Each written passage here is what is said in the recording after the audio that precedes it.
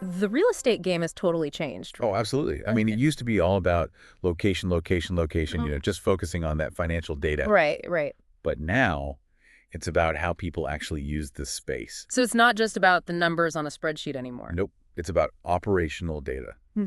the good stuff. That tells you how a building really performs. So give me an example. Like, what kind of stuff are we talking about here? Well, think of it like this. Knowing the layout of a store is one thing, like where the walls are, the aisles, Mm. but understanding how customers actually move through it, that's where the gold is. That's how you optimize a space for, the best experience. Makes sense. So how do we go from these kind of like building fails to a space that actually anticipates what you need before you even realize you need it? Does this roadmap our source has lay that out? It does, and it all comes down to data. Oh, here we go, data again. You know it. But listen, data and AI are key here, Yeah. especially when it comes to seeing how people interact with the physical space. Because buildings are kind of like giant data generators now, right? I mean, think about it. They're tracking temperature. They know if someone's in the room, how many times the faucets are used. Exactly. Buildings are spitting out information constantly. But the question is, what do we do with all that data? Okay, so our source breaks down the journey to a truly smart building into different stages. It's kind of like leveling up in a video game, which I like. Love that analogy. So what's level one look like? Let's start at the very beginning. All right, picture this. You're in your office, freezing your butt off.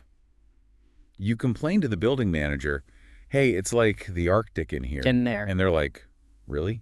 Huh, I'll look into it. And then nothing changes. Right. That, my friend, is the wonderful world of anecdotes and anecdata. Anecdata, I like that. Stage one of the smart building maturity model, relying on, gut feelings and guesswork instead of actually looking at the data. Not exactly a recipe for success. Not at all. So how do we level up from my fingers are numb as the main data source? Well, the next level is quarterly reports. So at least you're collecting data now, which is a good thing. Progress. Right. But imagine waiting 3 months to discover that your fancy new HVAC system is as efficient as a hamster wheel. Ouch. And you've already wasted a ton of energy and money because of it. You see the problem. By the time you get the insights, it's old news. Yeah, you need that information like yesterday. So what's the next level? How do we get those insights faster? Level 3 is all-purpose BI, as in business intelligence. This is where things start to get more sophisticated. Okay, now we're talking. Now you're talking about gathering data more frequently, and maybe even using like cloud-based tools to make sense of it all. Okay, so we're in the 21st century now. We're getting there.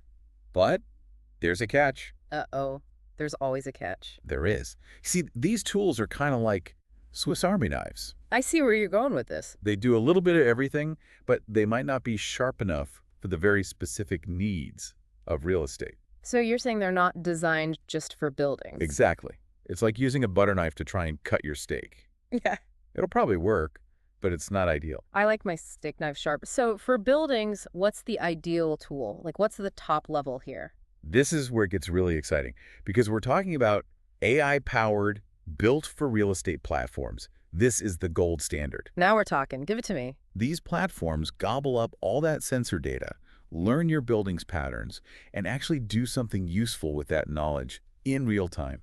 Okay, now that's a smart building. What would that look like? Give me an example. Well, imagine an office building that automatically adjusts the lighting and temperature based on how many people are actually there.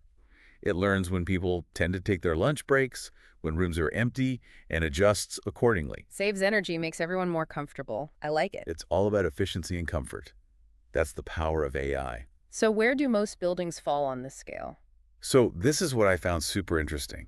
Our source says most companies are still basically at the starting line. Really? Yeah, like levels 0 out of 10 on the data and AI axis. Wow. It's kind of mind-blowing when you think about all that untapped potential. Totally. There's so much room for improvement. So for everyone listening, I have a little challenge for you. After this deep dive, take a look around. Where do you think your office, apartment building, or even your favorite coffee shop falls on this maturity model? And what could they do to become just a little bit smarter? Something to think about.